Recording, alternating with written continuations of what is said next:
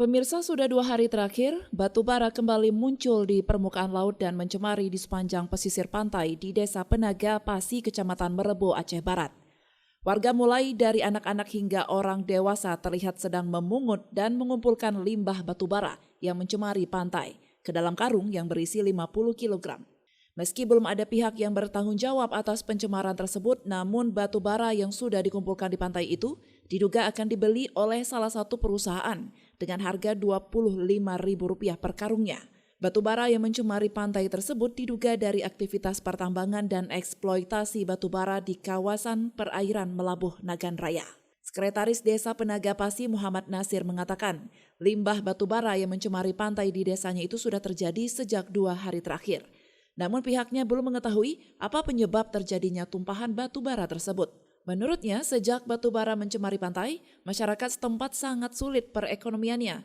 Apalagi sebagian besar mereka berprofesi sebagai nelayan. Hasil tangkapan ikan mereka mulai berkurang akibat adanya tumpahan batu bara di laut. Kalau kita tengok dari pelabuhan, mungkin waktu dibuat ataukah ada batunya miring, kita nggak tahu.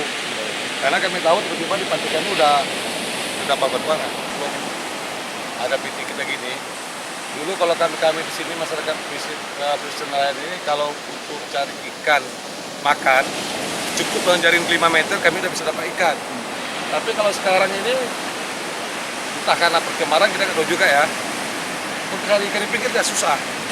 Cuman kami dari desa langsung informasikan ke Humas Bupa, terus sementara orang itu handle. Dasar batu bara siapa punya kami belum tahu. Nanti udah kumpul masyarakat per karung ini, tapi satu karung dikira Rp25.000 per 10. Dibayar? Bayar. Perhatikanlah kami yang pesisir ini. Jangan diperhatikan daerah-daerah sebagunung sana kan. Kami mayoritas yang kena dampak kami ini kalau batu bara. Ya laut kami dicemari, istilahnya pantai kami kotor gini kan.